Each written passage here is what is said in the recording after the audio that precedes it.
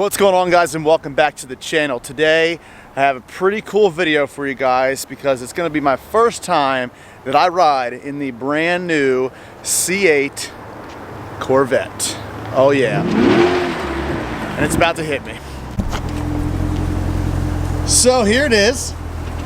We're at Complete Street Performance today. This is Andrew's brand new C8 Corvette in the flesh, and he's named it the what? The creamsicle. The creamsicle. I mean, just look at it. Orange on the outside and white on the inside. Yeah. Just like Donald Trump. You should have named it Trump. Now everyone's going to hate this and just get another video. Anyways, back to reality. Here we have it. The brand new C8 Corvette. Does look good in this color, I will say that. First impressions, and I'll say it. I said it before, I'll say it again. I like the car. I really do. The wing on the back is pretty cool. But I absolutely hate the wheels. Like, to me, wheels make or break a car, and unfortunately Chevy totally got it wrong on this part, but the rest of the car does look really good. Could be a little louder from the factory. Does it not have dual mode? This has dual mode. Oh, it does? Can you have them open I think on they're idle? open right now. Are they? Wow, it's really quiet. That's quiet mode. That's what? That's quiet mode. Okay.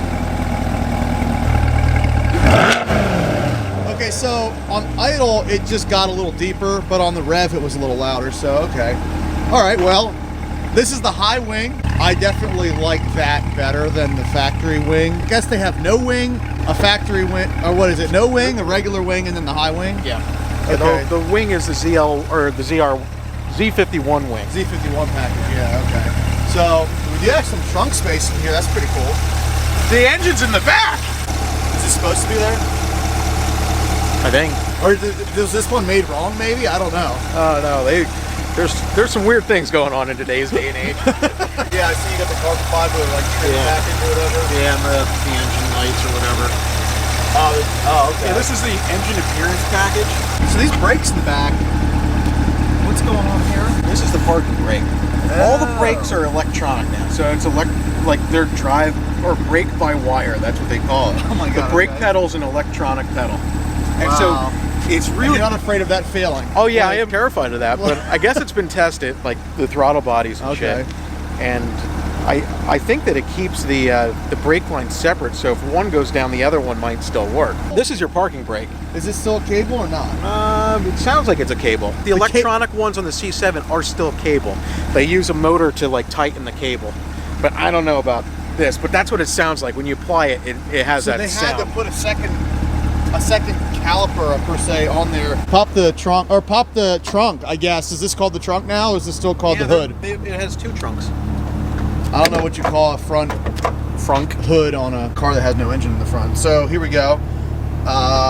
That's a decent amount of space. Here's like, oh my God, somebody locked me in the front. I put my son in it.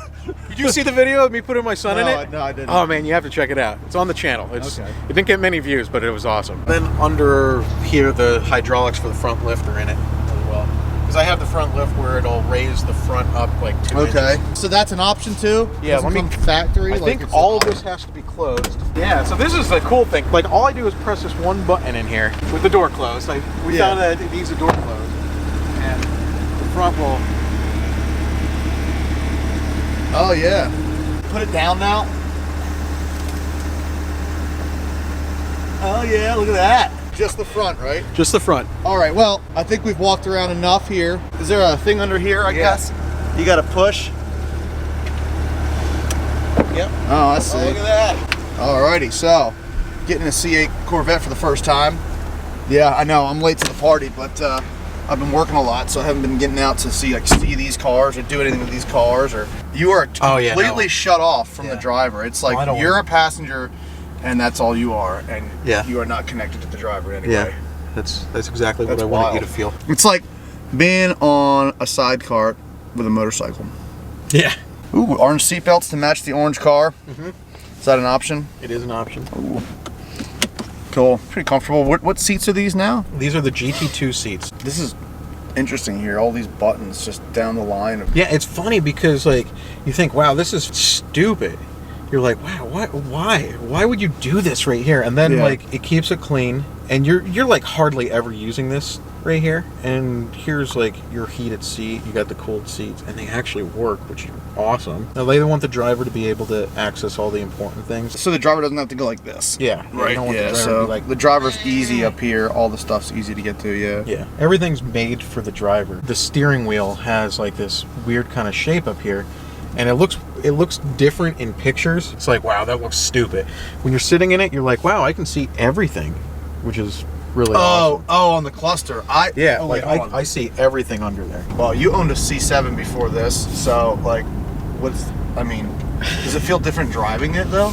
It's hard to explain. It's a much tighter car, and the C7 is a wonderful car. I thought the C7 was, leagues above the C6, but this shits on everything. Yeah. Like, it feels tight. It's very quiet. For having the engine right behind us, you can't really tell that the engine's behind us. Right. Like, you don't feel like you're steering weird or anything. The front's a little shorter. Yeah, I noticed that, yeah. You don't know until you're really pressing things. You feel like you're driving a Corolla until you're pressing shit. Well, you're more in the middle of the car. So check this out. The front lift goes up automatically. Oh, yeah, it's that flashing light there, yeah. And I can take that steep as can be. And no problem. No problem. Wow. And then after the GPS range or 24 miles per hour, it lowers back down. Ah, okay. So what's this here? That's your air vents here. Interesting. And what's this? Oh, glove box. Okay, got it. Bose Performance Series. Dude, they're insane. Sound good? Yeah. And then you have the Z button here. The Z button right on your steering wheel puts it into like whatever mode you set. You can set everything individually. Your braking, your steering, like everything. So I hit this and all of a sudden we're in track mode. And that's whatever you set that. We're in track mode with sport braking, because the track braking is insane. You like tap the brakes and you're like, yeah. Yeah, it feels good. I haven't taken this turn this fast. Oh, well. Feels solid too. See, doesn't it feel weird though to have a mid-engine car like that going on a turn? Doesn't it feel like? No, it doesn't. It doesn't. I drove a Lamborghini Huracan, and I felt like I was gonna like spin out every turn. Like, it just did not feel solid. It felt so much different than like the Camaro. Like, it just like didn't feel. I don't get that feeling with this. Oh, maybe the Corvette just got it right then. I don't know, but that's what they're saying, that the Corvette, like they like just nailed the handling on it. Yeah. And I mean, I feel like they did. It's way better than the C7. So I have Z51 and MagRide, and the MagRide makes a huge difference for the streets. Wild. It's confidence inspiring. Just wild. I don't know how else to explain it. I can't believe that this car starts under $60,000. Well, that's what I was saying. So like, I'm just looking here. When I went into that Lamborghini, now granted it was like one of their base model Huracans, I don't know. The plastic was horrible.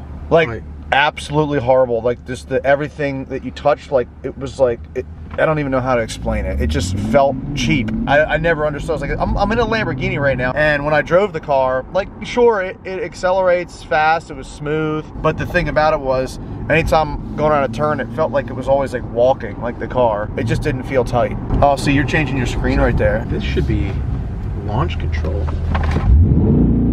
Oh, yeah. Oh.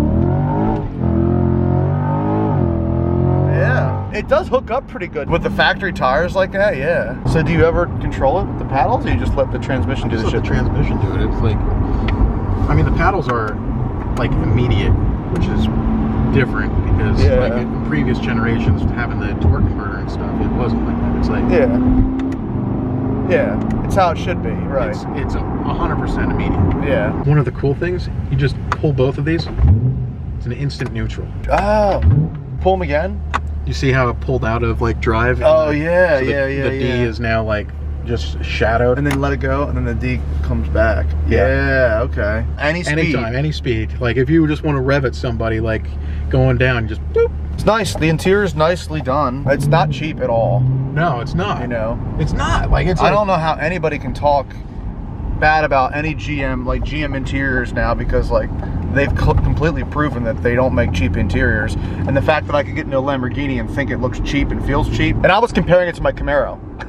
like my ZL1 with the suede and shit. I'm like drumming in a Lamborghini. I'm like, man, this is crappy. You know, it's just. They hit the nail right on the head with this car. What are we doing? You want to drive? Yeah. Time to drive the C8. Big bad C8. Has anyone else drove this car but you? Eric. Oh, Eric has. Well, here we go. Please drive carefully. I like how you left that mat in there. Let's see what your position is like compared to... Oh, you sit up pretty high. I'm gonna sit down more. All right, now that that's taken care of. Steering wheel. It is weird. It's so boxy. It almost feels like a Minecraft steering wheel. You know what I mean? But yeah, other than that, it's kind of comfortable. It seems like it's got a good throttle response already. Is it starting to rain? I think so. Oh, perfect. Hey, dude, why is it so quiet? You are in quiet mode, so we'll just put it into my mode, and that has just opened up the exhaust. I hit the Z button on the steering wheel. Okay, so that's going to put you in like track mode. You feel how it got all bumpy as shit. The brakes got a little tighter. Yeah, you're right. It does feel very, very flat. Punch it.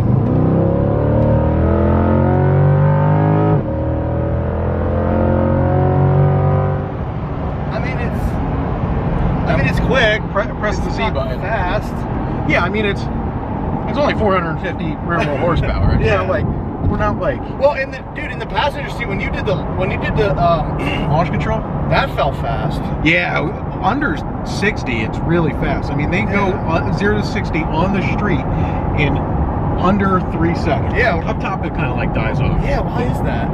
Well, it's just the gearing. The gearing, like third gear, is like to 70 miles per hour. So it's got it's like it's got 410s in it. I'm putting my hand up here. I'm used to driving my freaking '69 Camaro like this.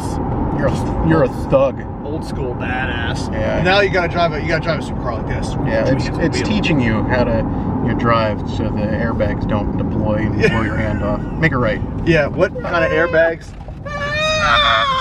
I didn't see the mirror there because the camera's in the way. Yeah, I mean, it's a very smooth car to drive. It's pretty fun. So as you slow down, when this goes to under 40s, under 24, how are the brakes? They're good. Yeah, they are. They are good. I wanted to do a launch control. No. See how that was. No. Why? You're not like adept at driving Corvettes. Oh God. So we can't have you do that. So much more. Yeah, they are. They're so much faster. They are. Anything I've ever driven. I'm gonna be honest with you right now. This doesn't feel that much faster, if any, than my '69 Camaro.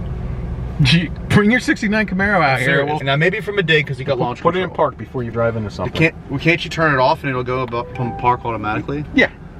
Yeah, you can do either. That's kind of cool. The interior is definitely cool. Very driver oriented. Like right here, your cockpit. I mean, it's definitely worth the money. Like, there's no doubt about that. If there's anything that everyone will agree upon, is that this car is worth the money, no matter if you like it or not. Like, I'm not a Corvette guy, but like, this is more of a supercar now. I don't feel like I'm in a Corvette anymore. I can say that, you know. Yeah. There's no way. How's it compared to that Lamborghini? Minus the power. I mean, we know that this is the base model with less than 500 horsepower. We know comparing to like a 700 horsepower Lamborghini. I think not the LP640. It was the one. It was the one before that.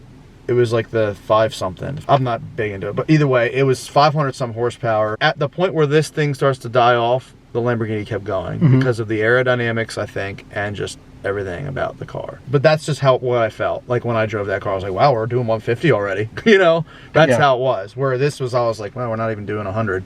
Yeah. What I was doing, you know what I'm saying? Yeah, this thing quarter miles really well. It goes like an 11.1 in the quarter mile. We'll probably see 10s at some point, like stock. Compared to like the ZL1, for instance, like you did, like something like that. But it was at like 130 miles per hour, and this is going to be like 123. Yeah. Well, have you raced this against a factory 10-speed ZL1? No.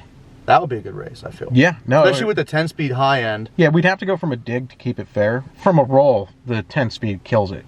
Like it just has 200 more horsepower. Well, you could do both. Do a dig and a roll. See what happens. Yeah. The argument there is like, oh, well, that's because that's the highest end Camaro you can get. But then you're like, well, yeah, here's the bottom end Corvette. And yes, but the price is the same. Yeah. What if they made an $80,000 Camaro?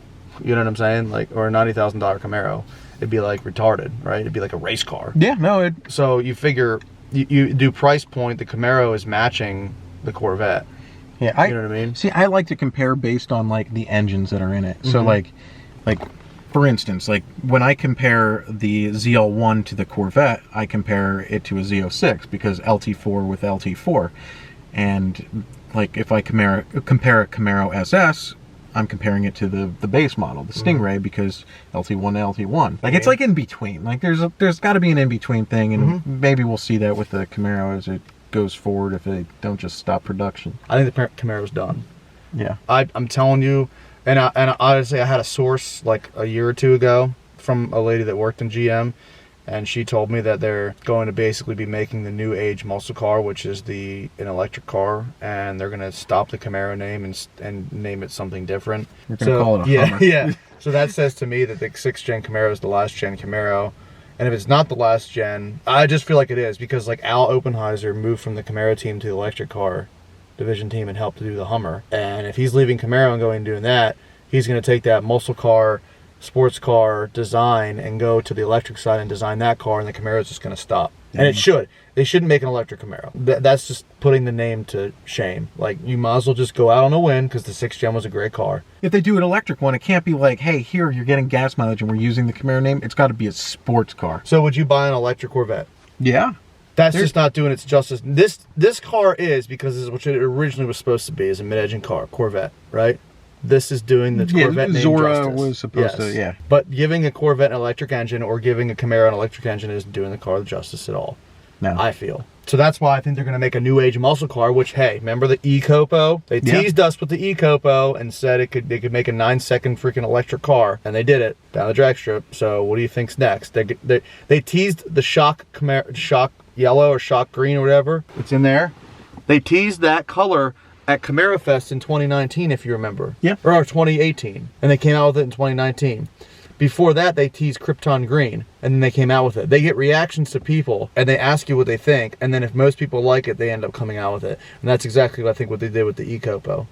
And most people hated it. But let's be honest, if people love the Hummer, I think they're going to do a new age muscle car. I don't know how you can call it muscle with an electric motor, but... Should call it Vibe. Like the Pontiac Vibe. Oh, shit. They're still doing the old push button to release the door. Old push. Dude, this is since what, the C6? C6, C7, now the C8's got it. Doing it for 3 generations. Well, what do you want to do? Fucking mind control? No, just a normal Like latch. A normal latch, Yeah, dude. the normal latch is down by your feet. Go ahead, you can use it. Dude, I'm gonna kill you. Get out. Just get out. If you want to see more C8 content, subscribe to my channel, Complete Street Performance. We have not just this C8, but we also have Eric's C8, and we're developing twin turbo kits. We're developing all sorts of crazy stuff. We've got dyno tests going on, races. We're installing wings. So definitely check us out. Again, that's Complete Street Performance on YouTube. Just in case you didn't know. And you like never. Yeah, I mean, if you're followed new me to for the past 2 years. So here we're gonna end it outside. Okay. Maybe I'll end it in here. I don't know. Actually, I gotta go get a thumbnail. We'll have to pull this around front then. What? I'm gonna pull it around front and get a thumbnail, and I'll bring it back. All right, so I was gonna end this video now, but Andrew left his key in the car and left, so we're gonna take the car. But anyways, guys, thanks for watching this video. First time in a C8 Corvette, was pretty cool. I don't have anything bad to say about it really, other than the things I said in the beginning about the wheels and stuff and whatnot. It's a great car, definitely worth the money. Would I buy one? Probably not.